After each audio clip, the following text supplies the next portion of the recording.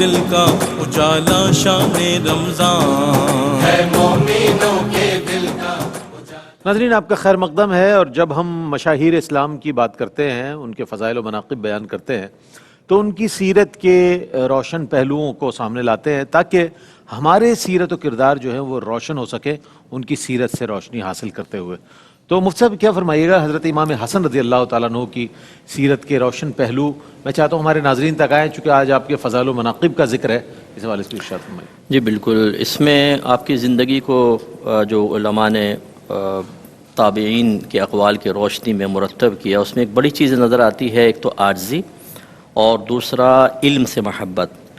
کہ آپ کے بارے میں منقول ہے کہ آپ اکثر اصحاب صفہ کے پاس اپنا وقت گزارتے تھے، کیونکہ وہ صحابہ تھے جو نبی کریم صلی اللہ علیہ وسلم سے علم سیکھتے تھے۔ اور کس لیے بیٹھتے تھے؟ لکھا یہ ہے کہ آپ ان سے دعائیں کرواتے تھے، اور کہتے تھے کہ چونکہ آپ کی نسبت نبی کریم صلی اللہ علیہ وسلم کے ساتھ ہے کہ سرکار نے خصوصی طور پہ کرم فرمایا، اس لیے میں آپ کی صحبت میں آ کر بیٹھتا ہوں۔ سبحان اللہ۔ اب یہ عارضی انکساری ہے، آپ دیکھیں جنتی نوجوانوں کے سردار سرکار سے نسبت جو آپ کو حاصل ہے وہ کس کو حاصل ہوگی؟ لیکن پھر بھی آپ آ کر تشریف فرما ہوتے تھے۔ اسی طریقے سے سخاوت جو ہے وہ بہت زیادہ تھی آپ کے اندر۔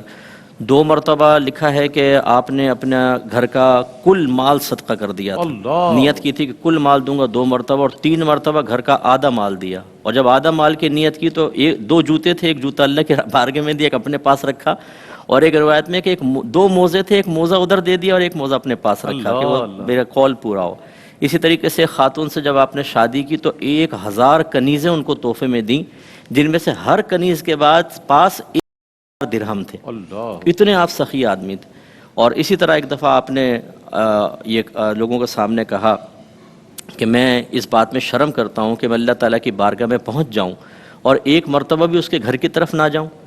تو آپ نے 20 مرتبہ پا پیادہ حج کیے ہیں، 20 مرتبہ، یعنی برہنہ پا آپ گئے مدینے سے مکہ تک، اور پیدل حج کیے ہیں مکے سے مدینہ۔ آج ہم گاڑی میں بیٹھے بیٹھے تھک جاتے ہیں، آپ اندازہ کریں، اور اس زمانے کے حج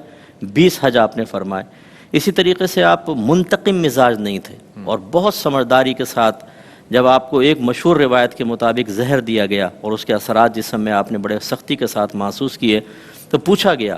کہ آپ بتائیں کہ کس نے آپ کو زہر دیا ہے؟ تو آپ نے ارشاد فرمایا کہ جو میرے گمان میں ہے، اگر واقعی وہ ہے،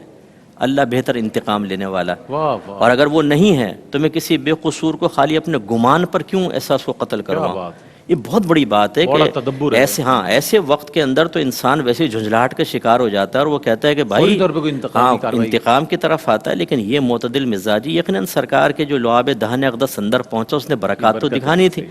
اور اسی طرح ایک آخری روایت کہ جب آپ کا انتقال ہونے لگا تو کہتے ہیں کہ آپ نے لوگوں سے کہا کہ مجھے ذرا صحرا کی طرف لے جاؤ تاکہ میں ملکوت سماویہ پر غور کر سکوں۔ آپ اندازہ کریں، یعنی اب اللہ کی بارگاہ میں جانا ہے، ویسے ہی آپ غور و تفکر میں آخری وقت میں بھی چاہتے ہیں کہ میں آسمانوں پہ غور و تفکر کروں۔ تو اس سے یہ معلوم ہوتا ہے کہ آپ کی سیرت پاک کا مطالعہ کیا جائے تو ہم وقت اللہ کی طرف رغبت، عارضی، انکساری، علم سے محبت، دوستی، عبادات کی کثرت، اور اللہ تعالیٰ کی قدرت کاملہ پر غور و تفکر، یہ نمایاں چیزیں ہیں جو آپ کی سیرت سے حاصل ہوتی ہیں۔ کیا کہنا ہے؟ اچھا، حضرت سیدنا امام حسن رضی اللہ تعالیٰ عنہ کا ذکر ہے، تو آپ کے ذکر کے تناظر میں ہم آپ کے علمی اور روحانی جو آپ کا مرتبہ ہے اس کے حوالے سے بھی ہم جاننا چاہیں گے۔ مفتی ارشاد حسین سعیدی صاحب، اس حوالے سے کیا آپ رہنمائی فرمائیں گے ہماری؟ جی یقیناً آپ کا جو مقام اور مرتبہ ہے وہ تو اتنا ورع الورع ہے کہ نہ ہم اسے سمجھ سکتے ہیں، نہ اسے سمیٹ سکتے ہیں، نہ اپنے لفظوں کے اندر لا سکتے ہیں،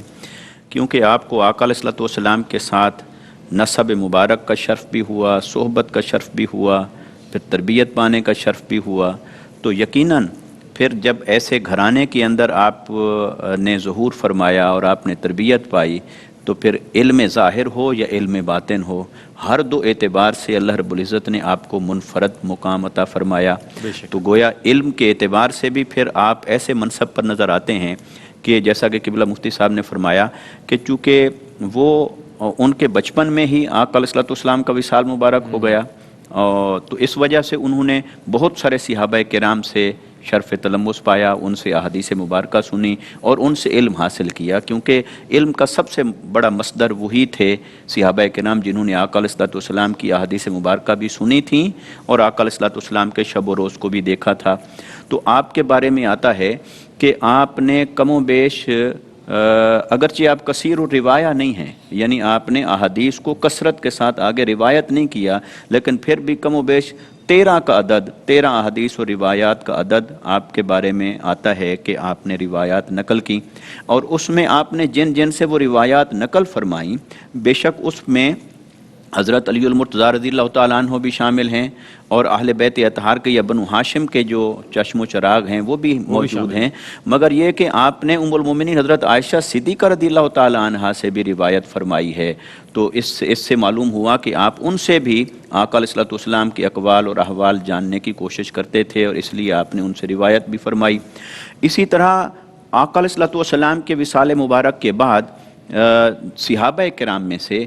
جو مرجع علم تھے یا جو پھر اپنے اپنے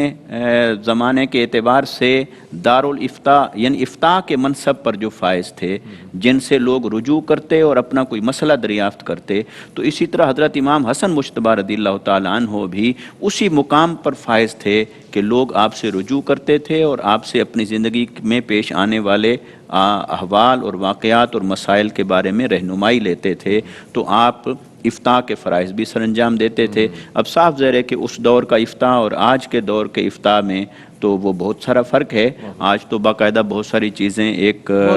ضبط کے ساتھ، نظم کے ساتھ ایک اور انداز میں ہو رہی ہیں، مگر یہ کہ اس دور میں بھی جب بھی کسی کو کوئی مسئلہ دریافت کرنا ہوتا تھا تو وہ جن ہستیوں کی طرف رجوع کرتے تھے انہی میں حضرت امام حسن مجتبی رضی اللہ تعالیٰ عنہ بھی شامل تھے۔ تو علمی اعتبار سے آپ کے گھرانے میں ہی وہی اتری،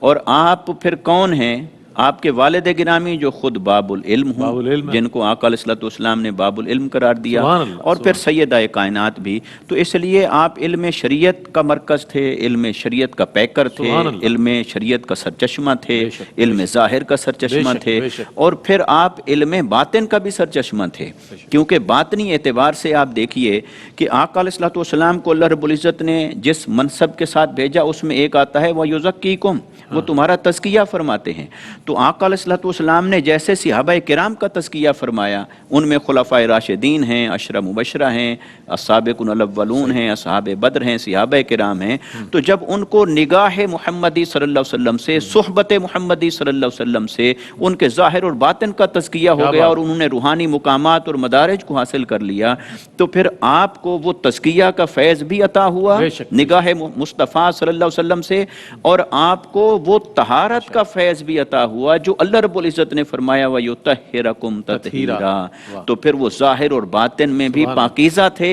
اور اپنے علم، اقوال اور اعمال احوال میں بھی پاکیزہ تھے۔ سلسلہ کلام کو جاری رکھیں گے، اسی موضوع پر ایک وقفہ ہے، وقفے کے بعد لوٹتے ہیں۔ مجھے امید ہے آپ کا ہمارے ساتھ رہے گا۔